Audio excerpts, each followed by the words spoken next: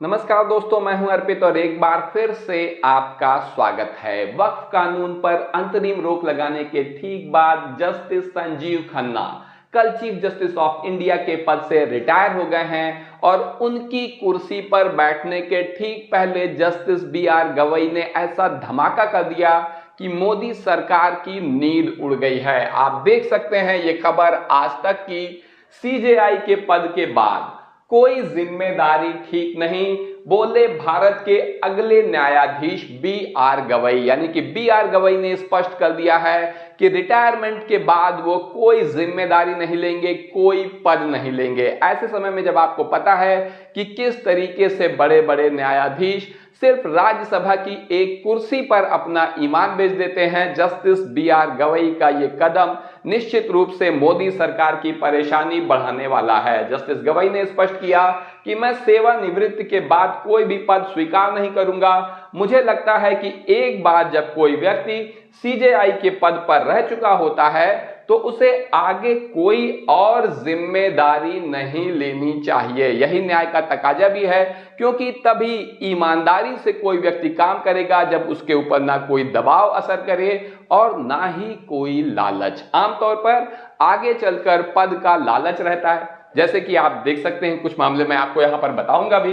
तो निश्चित रूप से यहां पर स्पष्ट कर दिया है कि कोई पद रिटायरमेंट के बाद मैं नहीं लूंगा, बी.आर. गवई ने कुर्सी पर बैठने से पहले ही। ऐसे में चंद्रचूड़ आपको याद होंगे, ये संजीव खन्ना के पहले चीफ जस्टिस ऑफ इंडिया हुआ करते थे और इनको सेट करने में आज तक मोदी सरकार लगी हुई है। क्योंकि आप खबर देख सकते हैं जनसत्ता की, मोदी सरकार पूर्व सीजेआई चंद्रचूड़ को दे सकती है ये अहम पद, अंतिम मोहर लगनी बाकी। तो मोदी सरकार चाहती है कि किसी भी तरह से करके सीजेआई चंद्रचूड़ को कोई ना कोई अहम पद दे दिया जाए। वहीं बी.आर. गवई ने स्पष्ट कर दिया है कि वो कोई पद नहीं लेंगे। उन्होंने ये भी स्पष्ट कर दिया कि मुझे लालच देने की तो सोचना भी मत, और दबाव मुझ पर कोई काम करेगा नहीं, धमकी कोई काम करेगी नहीं। रिटायरमेंट के बाद कोई पद लेंगे नहीं, ये तो स्पष्ट है कि इससे इनके जो फैसले होंगे वो न्यायपरक होंगे। इस बारे में आपकी जो भी राय हो कमेंट करके जरूर बताएं।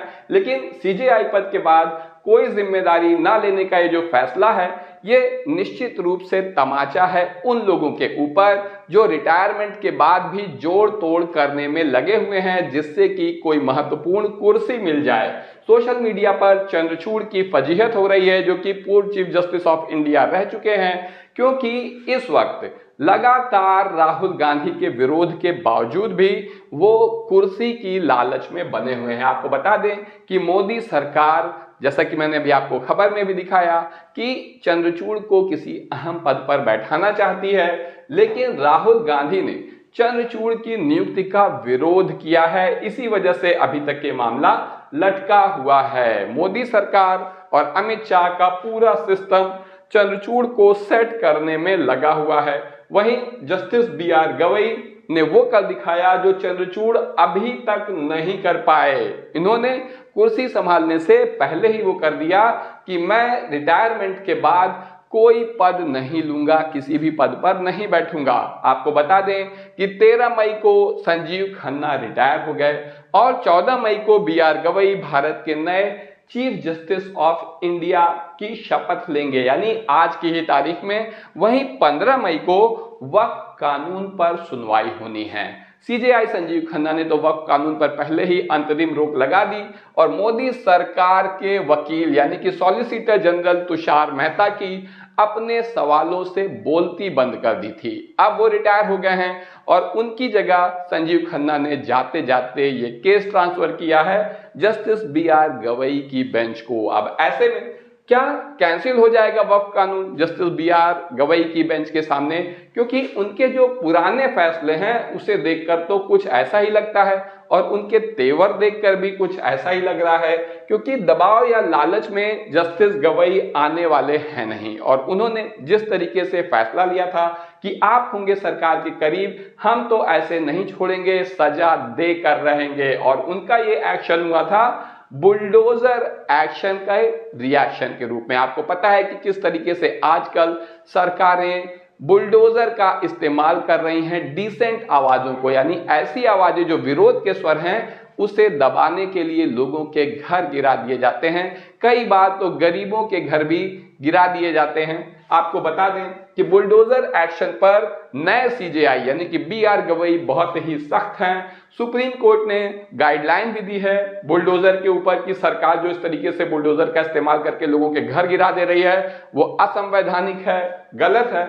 और इसी मामले में ये वाला फैसला लिया था बी.आर. गवई ने, जिसमें कहा था कि आप सरकार के करीबी भले होंगे लेकिन हम सजा दिए बिना नहीं छोड़ेंगे। एक नजर डाल लीजिए, यहां पर एक अधिकारी हैं जिन्होंने हाई कोर्ट के निर्देशों की अवहेलना की थी और गुंटूर जिले में गरीबों की झुग्गी झोपड़ियों पर बुलडोजर चलवा दिया था। इस हरकत से नाराज आंध्र प्रदेश हाई कोर्ट ने उस अधिकारी को अवमानना का दोषी करार देते हुए 2 साल की सजा सुनाई। ऐसे में ये अधिकारी महोदय जो कि डिप्टी कलेक्टर थे सीधे सुप्रीम कोर्ट पहुंच गए, लेकिन सुप्रीम कोर्ट में जो हुआ उसकी उन्होंने सपने में भी कल्पना नहीं की होगी, क्योंकि यहां पर जब उन्होंने कहा कि मेरे छोटे छोटे बच्चे हैं, कृपया मुझे कोई सजा ना दी जाए, जिसके जवाब में जस्टिस बी.आर. गवई बोले कि बुरी तरह से भड़कते हुए बोले कि आज आप अपने छोटे छोटे बच्चों की दुहाई दे रहे हैं लेकिन जिनका घर आपने उजाड़ा है उनके भी तो बच्चे थे, फिर आपने क्या सोचकर उनका घर गिरा दिया, उजाड़ दिया? तब क्या आपको अपने बच्चों की याद नहीं आई थी उनके बच्चों को देखकर? और इस मामले में सुप्रीम कोर्ट ने ऐतिहासिक फैसला लिया है। आप देखिए, डिप्टी कलेक्टर की एक गलती पड़ी भारी, सुप्रीम कोर्ट ने डिमोशन करके बना दिया तहसीलदार। तो ये तेवर हैं जस्टिस बी.आर. गवई के। और ऐसे में अब आप देख सकते हैं कि बी.आर. गवई जब सीजेआई बन चुके हैं, इन्होंने बुलडोजर एक्शन को भी असंवैधानिक बता दिया था, यानी कि ये न्याय के विपरीत है। ऐसे में वक्फ कानून पर अंतरिम रोक लगाकर सीजेआई संजीव खन्ना रिटायर तो हो गए, लेकिन जाते जाते उन्होंने ये केस ट्रांसफर किया जस्टिस बी.आर. गवई की बेंच को, क्योंकि उन्हें पता था कि ये मामला हल्के में नहीं लिया जा सकता है और इस पर न्याय होना ही चाहिए। हिंदुस्तान की आप एक खबर देख सकते हैं, रिटायरमेंट के बाद सीजेआई खन्ना ने भी कहा कि रिटायरमेंट के बाद कोई पद नहीं लूंगा। तो जस्टिस खन्ना ने जो परंपरा डाली, ये कहा कि मैं कोई पद नहीं लूंगा, वही बात बी.आर. गवई ने कुर्सी पर बैठने से पहले ही कह दी कि मैं भी रिटायरमेंट के बाद कोई पद नहीं लूंगा। ऐसे में जस्टिस चंद्रचूड़ जैसे लोग जो आज भी रिटायरमेंट के इतने साल बाद भी कुर्सी की राह देख रहे हैं, उन्हें जरूर यहां पर कुछ सीखना चाहिए। संजीव खन्ना के फैसले से निश्चित रूप से भारतीय जनता पार्टी और उसके नेता बुरी तरह से तिलमिलाए हैं। तभी निशिकांत दुबे जो कि भारतीय जनता पार्टी के सांसद हैं, उन्होंने कहा कि इस देश में जितने गृह युद्ध हो रहे हैं उन सब के जिम्मेदार चीफ जस्टिस संजीव खन्ना हैं। आप कल्पना करिए ये कितना बेहुदा बयान है। चीफ जस्टिस जितने भी युद्ध हो रहे हैं, गृह युद्ध हो रहे हैं, उनके लिए जिम्मेदार कैसे हो सकता है? लेकिन इससे भारतीय जनता पार्टी की छटपटाहट और बेचैनी सामने आती है। ऐसे में अब वक्फ कानून अगर कैंसिल हो गया बी.आर. गवई की पीठ में, तब क्या होगा, उसका क्या परिणाम होगा? आप कमेंट करके जो जरूर बताइए। आपकी जो भी राय हो। अभी के लिए बस इतना ही। धन्यवाद।